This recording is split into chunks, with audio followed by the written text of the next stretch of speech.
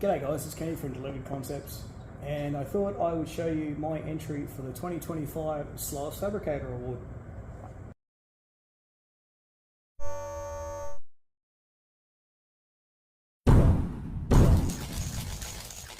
Jokes aside, I thought I'd share this video. It's going to take a bit of a unique twist. I'm still experimenting with the video format and audio, so I apologise I don't have a microphone yet. But today, with the best laid intentions, I set about starting to tack together the second notch cover for the F100 tub. And disappointing to say that it didn't go anywhere near as I planned.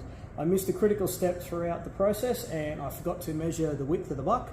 I actually had increased the buck by nearly 1.5 mil, and that 1.5 mil translated into the final product. So much so that I actually had to go and scrap that product after getting it all tacked together. These things happen when it comes to fabricating. I definitely will not turn out a low quality product. So for the cost of the steel and the delay in time, I lost around about 4 to 5 hours today just trying to get back to where I am right now with new bottom strap, managed to save the top strap and 2 new side pieces. But again, I think it's worth it in the end because there's nothing more satisfying than having a part that fits exactly how it should without having to force it or manipulate it too much. But join me on the video. We'll go right back to the beginning of the day where I started, and hopefully you enjoy the journey. Thanks for your time. On today's video, we're going to be making the next round of progress on the second notch cover for the F100 tub project. Starting off on where we're beginning today, I've got the buck all sanded and roughed in. I've recently taken over to the router table and removed the 45-degree edge of the material so that I can actually do a weld on the buck without actually burning as much of the base buck. At the moment, the side templates have all been filed to suit the buck, and they're currently held in with a cleco. Now, what a cleco is, and I'll go into more detail potentially on another video, is it's a temporary rivet-like tool where when you squeeze it, the pins come out, and as you retract it, it actually expands the pin and allows you to hold it. By doing so, I can actually easily put a hole in my timber buck, and it works on sheet metal, it works on timber. You can actually clip things into place, kind of like what you would with a screw, but unlike a screw, it doesn't do damage and eventually flog out. With the clecos in place in all the corners, it's holding all of the templates exactly to the line where I need them to be held. This is the master line, this is the final trim line, so that's why there's 2 lines on the actual buck. What I'm going to set up now is I'm going to use a fixture table to actually clamp the buck in place. What I found during previous attempts is when it was cooling, it was trying to fight the buck and distort the buck at the same time while the sheet metal was cooling down. By clamping it to a bigger table and a bigger mass, it actually allows me to hold it into a better position, and I got far less distortion the second and third time that I tried to do this. The fixtures that I'm using are an M16 fixture table system, just bought online from Extra Machinery. They come with an expansion bolt that you push through. I might do some other video content on that if people are interested, because I found that having one of these fixture tables has really changed the way that I can work, and it really changes the accuracy of what I can produce. So we're just locking these in. They don't need to be crazy tight. And you'll notice that I've got them at the 2 ends where it's most difficult to get the clamp in because of the thinness of the center section. Off camera, I've also cut some supporting blanks. Now these are deliberately cut undersized, and the idea behind those is they can sit on the bench and they stay away from the welded surface area so we don't burn them. But what they allow me to do is ensure that there's good clamping pressure across all of the different areas. If you were to try and grab the sheet metal with a traditional clamp or a pair of pliers, what would happen is you run the risk of damaging that surface because you're putting all of the transfer energy into that point. Some of the pliers that I've got have large feet, a lot of them don't, so I use the clamping blocks so that you can crush down on the timber, it spreads the force out across the sheet metal, and you don't create another defect. I'm going to switch camera angles in a minute, but I'm just giving you a bit of an idea. So we're pushing the buck down to the table, and we're pulling the buck back against these stop blocks, which are at 90 degrees to the table. Again, what that allows me to do is when it's all clamped in, it'll hold it down and it'll stop the whole thing from twisting. Let me get set up for the next shot.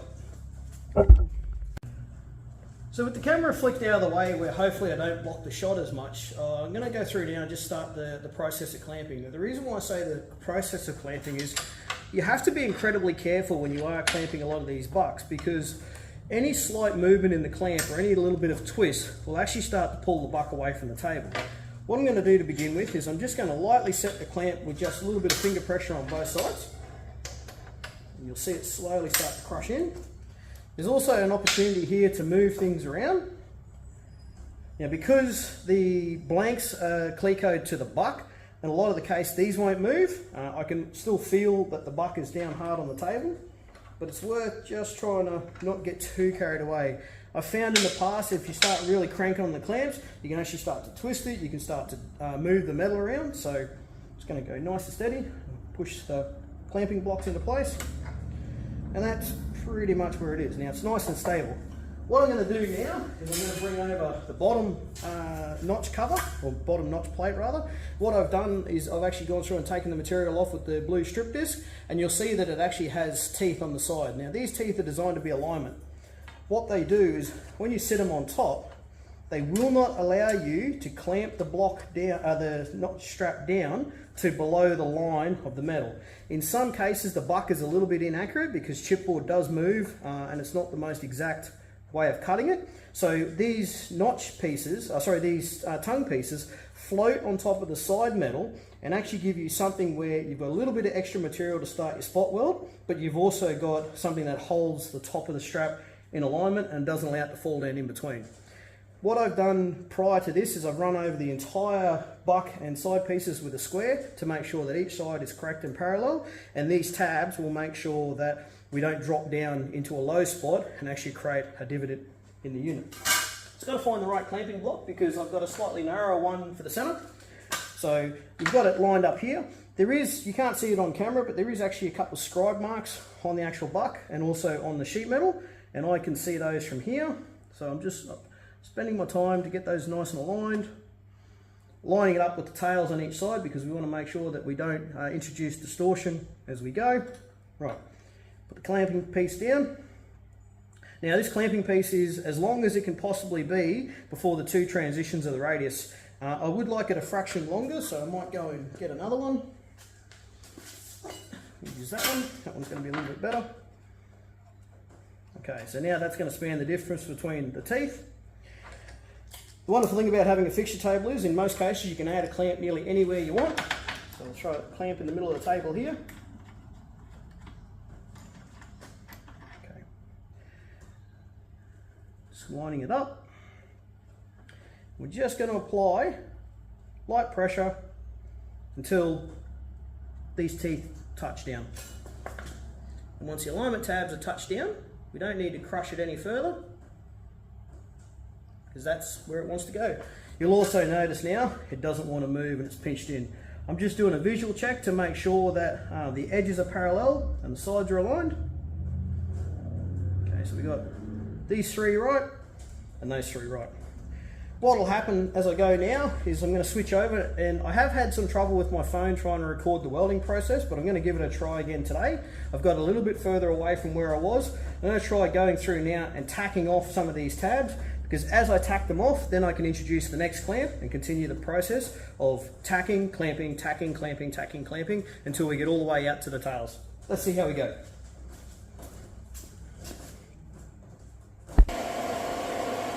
So I apologise about the background noise of the welder. At the moment I don't have my microphone up and working. I've got a part coming from eBay very soon. I'm going to give this a go and see if I can capture this on camera or if the phone wigs out again.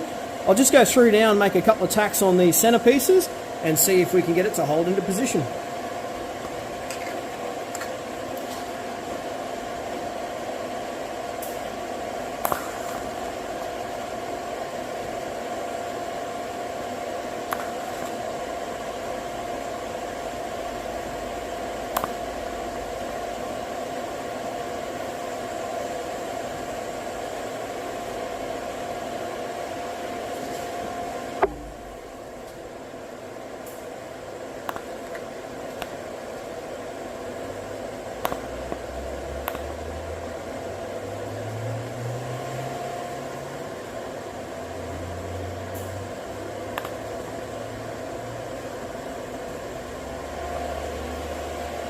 Righto, so I managed to get that tacked in place. I had to turn it down a little bit on the fly. I end up blowing a fairly significant hole through the side here. Like it's always something that you've got to keep an eye on. Easy to fix though, it's not going to do any harm to the actual unit when it's finished because it's all getting file sanded. Now I'm going to start moving on to clamping each of the different sections, and then we'll move on to tacking. I'm going to switch over to hyperlapse now because it's pretty much all of the same sort of thing for the next 20 or 30 minutes.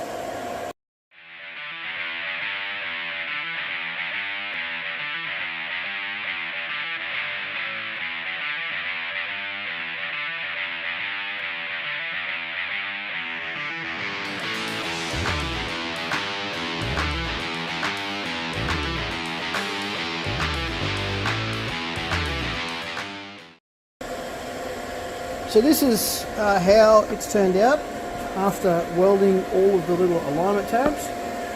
As I said, a little whoopsie there.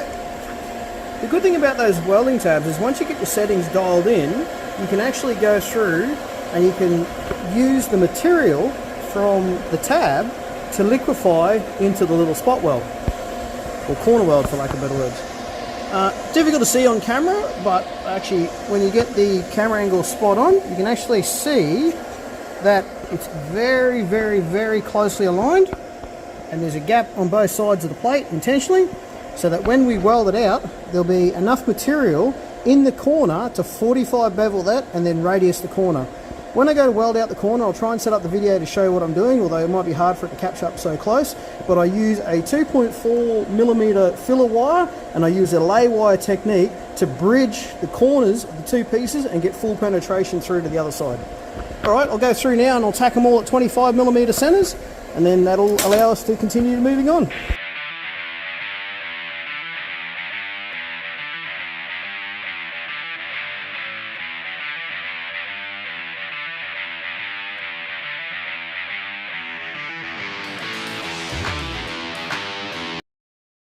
Righto, so I've gone through and done tack welds every 25mm. I noticed I had the shakes a little bit when I was doing my tacking, so it's been about 20 minutes. I've gone and had some smoko, put a bit of water in the system and tried to stay off the coffee, but it's all tacked together.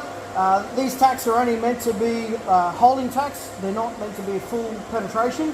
I'll come through with a much larger wire and I'll weld all this out. What I've done is I've ground the edges flat for the tacks that are high. I'm about to unclamp the buck, flip it over on the table, clamp it back down into position and set up and put the top strap on.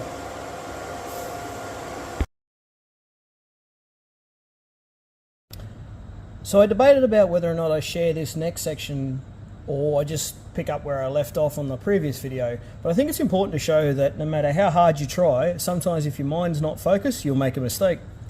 What I want to show you is I didn't realise this until I was going, but after I tacked the frame together, I thought there's a little bit of a discrepancy between the two. Now if you measure this buck, it measures at 61.9, and if you come over to this buck, it measures at 63.3. So that 1.5 mil didn't seem like a lot at the time when I was measuring it, but I'll go back over to the frame and I'll show you the difference it made. Back on the frame, this is where we can really start to see where that error becomes a factor. So if I measure that there, comes in at 64.75, remembering that we're aiming for 65 OD. If I measure over here, 67.8. That 1.5 mil is transferred to a much wider piece than it can be. Now, some of you might be asking, well, what's the problem with that? Given that this tube has to butt into a 65 by 65 RHS, coming in at 77mm would actually cause me to have to do a lot of hammer and dolly work to try and blend the two edges together. If we have a look at the end section here, there's not a lot of room past the end of the bend to try and shrink it back down. So it's better to slightly stretch it if necessary rather than try to shrink it. So what I'm going to do is I'm going to junk this part. It's going to go into the pile of fail or first attempt in learning, and we'll start again. I'll switch over to hyperlapse as much as I can to try and film the remaking of the two blanks and the top and bottom pieces, because unfortunately I've burned up 3 of the 4 pieces I actually need. This is my pile of fail or first attempt at learning. It's growing unfortunately, but that's the nature of the beast. What do I do from here? Well, first step is I've got to go back to the router sled and I've got to machine down the piece another 1.5 mil to get it back to the final dimensions. I'm not sure how I missed that in the first go, but that's all right. It's one of the reasons why we check everything. Then I'll go to the plasma table. I'll cut out a bottom strap again. I still have the top strap in place, ready to go. I'll cut out the 2 side blanks roughly with the plasma cutter, transfer over to the bandsaw, then go and do the final trim and file on the buck before we pick up where we left off.